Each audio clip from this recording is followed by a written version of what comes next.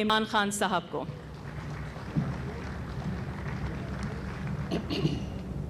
بسم اللہ الرحمن الرحیم۔ ایاک نعبد و ایاک نستعین۔ میں سب سے پہلے تو چیف منسٹر پنجاب اور گورنمنٹ پنجاب کو آج خراج تحسین پیش کرتا ہوں۔ گورنر صاحب، ministers, provincial ministers, federal ministers اور ہماری سینئر بیوروکریسی، میں آج آپ سب کے سامنے اپنی خوشی کا اظہار کرنا چاہتا ہوں، کیونکہ آج جدھر ہم پہنچے ہیں اس کے پیچھے کافی کام ہوا ہے۔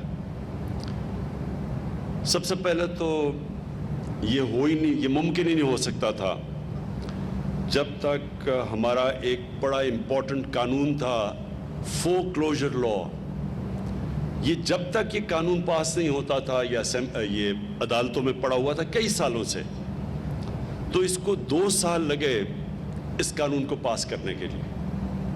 اور اس میں آج خاص طور پہ اپنی عدلیہ کا شکریہ ادا کرتا ہوں کہ وہ اگر یہ ہماری نہ مدد کرتے اور یہ قانون نہ پاس ہوتا تو آج ہم یہ پریزنٹیشن نہ کر سکتے، کیونکہ فور کلوجر لا ایک ایسا قانون ہے کہ اس کی وجہ سے بینک فائنانس کرتا ہے۔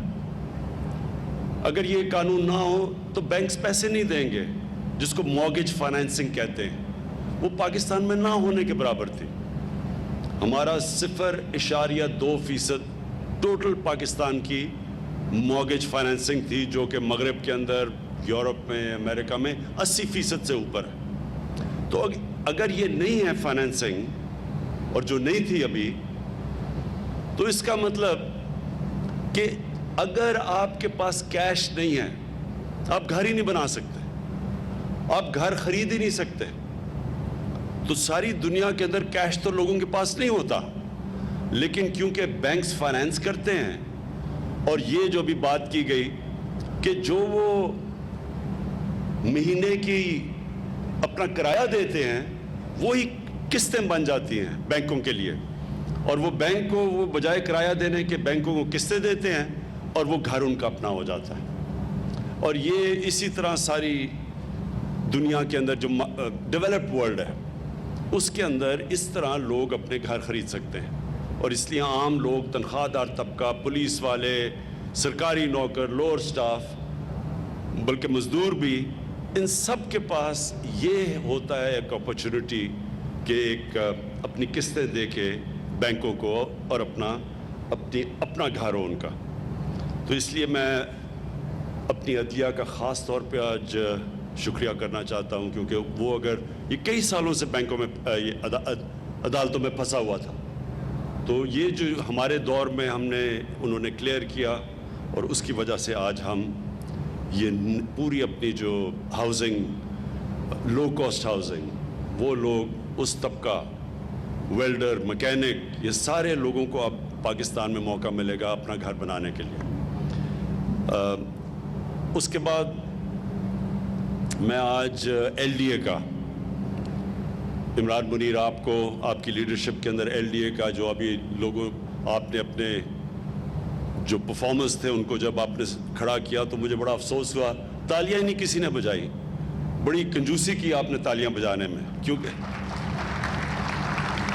انہوں نے دیکھیں میں آپ کو ایک بات بتانا چاہتا ہوں۔ دیکھیں، جب ایک سسٹم کے اندر برائیاں آ جاتی ہیں، کرپشن آ جاتی ہے، رکاوٹیں آ جاتی ہیں، کہ وہ رکاوٹیں اس لیے ڈالتے ہیں کہ اگر جب تک آپ رکاوٹ نہ ہو، جب تک آپ پیسے نہیں دیں گے تو کام نہیں ہوگا۔ یہ جب اداروں کے اندر اس طرح کی برائیاں آ جاتی ہیں تو جب آپ چینج کرنے لگتے ہیں یہ ٹائم لگتا ہے اور مشکل ہے، کیونکہ وہ جو پرانا سٹیٹس کو ہے وہ چینج نہیں آنے دیتا، کیونکہ ان کا پیسہ جاتا ہے، وہ سٹیٹس کو ہوتا ہے، اس کو اگر آپ اس کو اگر وہ رکاوٹیں نہیں، پیسہ راستے میں پیش نہیں کرے گا تو پیسہ کیسے اس کو بنائے گا؟ تو ایک پورا سسٹم ڈیولپ ہو جاتا ہے ایسے۔ اور بدقسمتی سے میری عمر اتنی ہے کہ ہم نے اپنی آنکھوں کے سامنے یہ سسٹم کو ڈیٹیریٹ، خراب ہوتے دیکھا، اور یہ سارا سسٹم بن گیا کہ رشوت دو تو کام ہوگا. تو جب آپ اس کو چینج کرتے ہیں, یہ بڑا اس کے لیے ایک ویژن چاہیے ہوتی ہے, اس کے لیے ایک ڈٹرمنیشن, ایک ریزولو, ایک ارادہ چاہیے ہوتا ہے, اور ہو جاتا ہے دنیا میں. اور ہم کتنے ملک جانتے ہیں جنہوں نے اپنے آپ کو ٹرانسفارم کر لیا, چینج کیا انہوں نے. تو پاکستان نے اگر چیلنجز 21ویں صدی کے میٹ کرنے ہیں تو ہمیں اپنا آپ کو چینج کرنا ہے. تو مجھے اس لیے خوشی ہے کہ عمران منیر نے بڑی, ان کے ہوتے ہوئے LDA نے اور پھر پوری پنجاب گورنمنٹ کی بیکنگ تھی, انہوں نے بڑے چینجز لے کے آئے ہیں, آٹومیشن لے کے آئے ہیں. اگر ہم نے اپنی ایز آف ڈوئنگ بزنس اور کاسٹ آف ڈوئنگ بزنس نیچے لے کے آنی ہے تو آٹومیشن آنی پڑے گی. آٹومیشن کی بڑی ریزسٹنس ہے سارے سسٹم میں. ہر ادارے میں یہ رکاوٹ کوشش کی جاتی ہے کہ یہ آٹومیشن نہ آئے, کیونکہ جیسی آٹومیشن آتی ہے رشوت آٹومیٹکلی ختم ہو جاتی ہے, کیونکہ مشین تو رشوت نہیں لیتی. تو LDA نے بڑی امپرومنٹس کی اپنے اندر, اور یہ جو نقشے پھنس جاتے تھے, پرمیشنز نہیں ملتی تھیں, اور پھر پیسہ, تو انہوں نے, میں خاص طور پہ آج آپ کو خراج تحسین پیش کرتا ہوں LDA کو.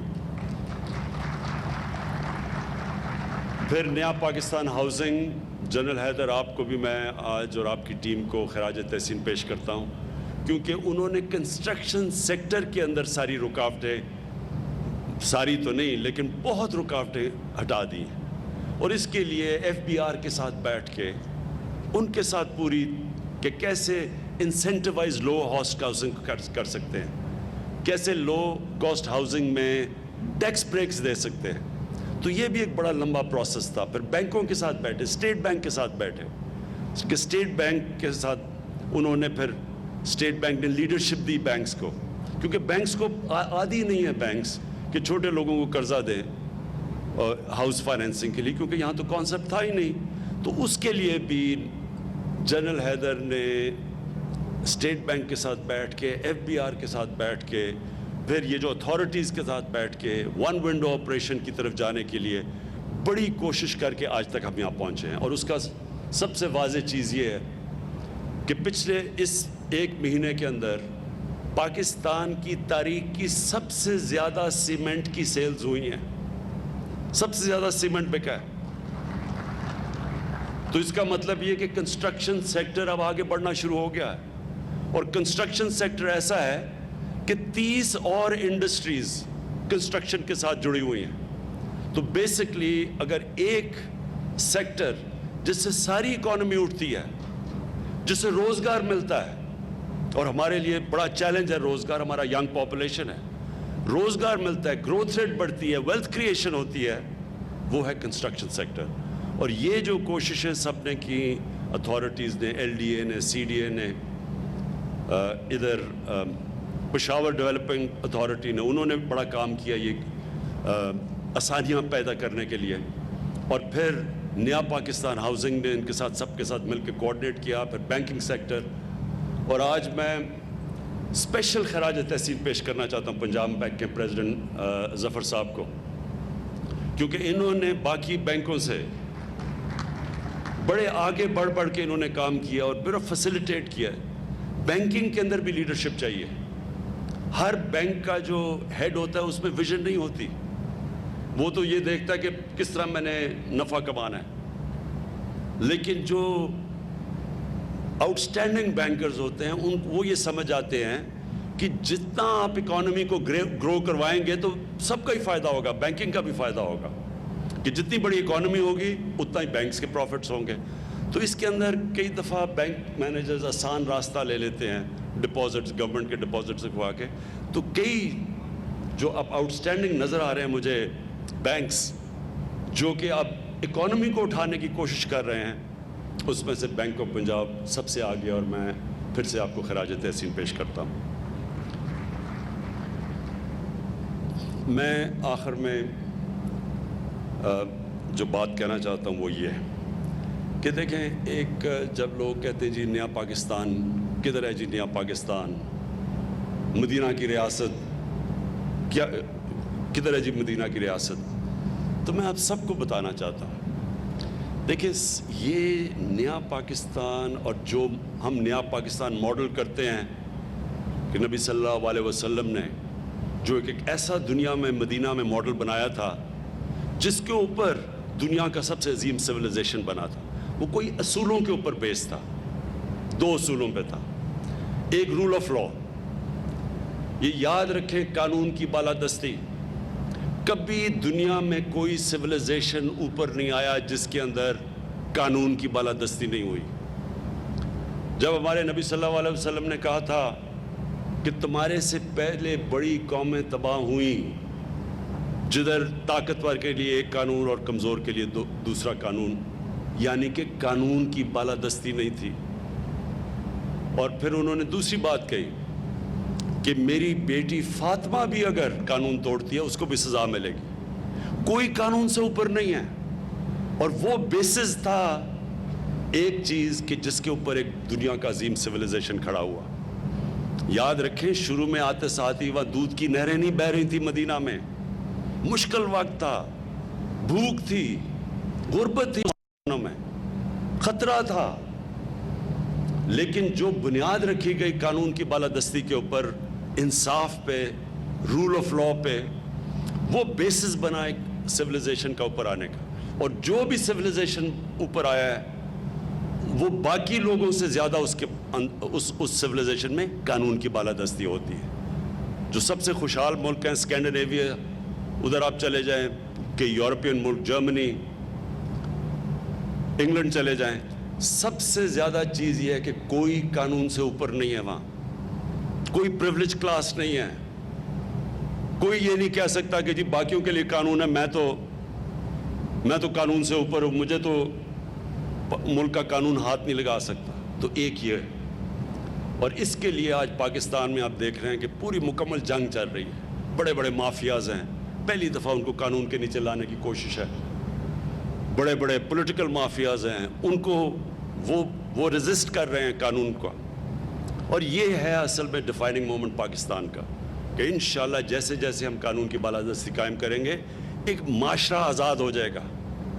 معاشرہ آزاد ہی تب ہوتا ہے، میریٹوکریسی آتی تب ہے جب قانون۔ اور دوسری چیز، انہوں نے ایک انسانیت کا نظام لے کے آئے تھے، فلاحی ریاست۔ غریب تھے، مسلمانوں کے پاس پیسہ نہیں تھا مدینہ میں، لیکن انہوں نے ایک انسانیت کا نظام لے کے آئے تھے۔ ایک ریاست نے ذمہ داری لی تھی اپنے کمزور طبقے کی، ریاست نے بنیادی ضروریات اپنے کمزور طبقے کی پوری کی تھی، پیسہ بھی نہیں تھا۔ تو ہم بھی وہ کوشش کر رہے ہیں۔ سب سے پہلے بہت بڑا ایک نعمت اس قوم کے لیے، غریب آدمیوں کے لیے، health card, health insurance universal coverage, جو اب اس وقت پختونخوا میں سارے شہری کور ہو چکے ہیں۔ ہر گھرانے کے پاس ہیلتھ کارڈ ہے، کسی اسپتال میں جا کے 10 لاکھ روپے تک اپنا علاج کروا سکتے ہیں۔ یہ تو ڈیولپڈ ملکوں میں بھی یونیورسل ہیلتھ کوریج نہیں ہے۔ دوسرا، پنجاب نے جو چیلنج لیا ہے، پنجاب سب سے بڑا 60% پاکستان ہے۔ سال کے اینڈ تک پنجاب نے چیلنج لیا ہے کہ سارے پنجاب کے شہریوں کو ہیلتھ کارڈ ملے گا، ہیلتھ کوریج ملے گی۔ یہ میں پھر سے ریپیٹ کرتا ہوں، یہ ڈیولپڈ ملکوں کے اندر بھی اس طرح کی یونیورسل ہیلتھ کوریج نہیں ہے۔ پھر ہم نے بنا گا، یہ انشاءاللہ اس کا نیٹ ورک پھیلے گا سارے پاکستان میں، کہ ایک مزدور جو سارا دن محنت کرتا ہے اپنے گھر والوں کے لیے پیسہ بھیجنے کے لیے، اس کے لیے یہ نعمت بن گئی ہے کہ اس کو کھانا بھی مل جاتا ہے، اس کو کرایہ بھی نہیں دینا پڑتا، اور جو پیسہ بچتا ہے وہ گھر بھیج دیتا ہے۔ میں ادھر یہاں آپ کو کہوں کہ پختونخوا کی اب یہ یونائٹڈ UNDP کی رپورٹ آئی ہے، یہ میں سب کو کہوں گا کہ پڑھیں، کیونکہ انہوں نے بڑی ریسرچ کر کے پاکستان میں ابھی رپورٹ پبلش کی ہے۔ اس رپورٹ میں پچھلے 6 سال میں جس صوبے میں سب سے زیادہ غربت کم ہوئی ہے اور جس میں سب سے زیادہ ہیومن ڈیولپمنٹ ہوئی ہے، یعنی انسانوں کے اوپر انویسٹمنٹ ہوئی ہے، وہ خیبر پختونخوا ہے، جس کی وجہ سے ووٹ پڑی ہے PTI کو۔ کیونکہ اب تو رپورٹ آ گئی ہے کہ 2013 کے بعد جو گورنمنٹ کی پالیسیز تھیں اس کی وجہ سے خیبر پختونخوا میں غربت بھی کم ہوئی اور ہیومن ڈیولپمنٹ یعنی انسانوں کے اوپر سب سے زیادہ سرمایہ کاری سب سے زیادہ پاکستان میں. اور ایک وقت پہ خیبر پختونخوا سب سے پیچھے تھا, وار آن ٹیرر تھی, تباہی تھی. آپ کو پتہ ہے لوگ وہاں سے چھوڑ کے پیسے والے لوگ اسلام آباد آ رہے تھے. تو اس صوبے کے اندر آج یہ ہے. تو ایک تو پناہ گاہ, ہیلتھ کارڈ, انشاءاللہ میں سنڈے کو ایک نئی سروس شروع کر رہا ہوں, کوئی بھوکا نہ سوئے. ہماری کچن جائیں گے, موو کریں گے غریب ایریاز میں اور ہم ان کو کھانا دیں گے 2 وقت کا, تاکہ لوگوں کو جو غریب علاقے ہیں ان کے اندر بھوک کسی کو نہ ہو. اور یہ انشاءاللہ سارے پاکستان میں یہ میرا نیٹ ورک, میری کوشش ہے پھیلانے کی.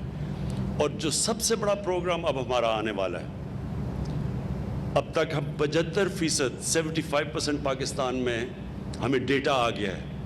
انشاءاللہ جون تک 100% پاکستان کا ڈیٹا آ جائے گا.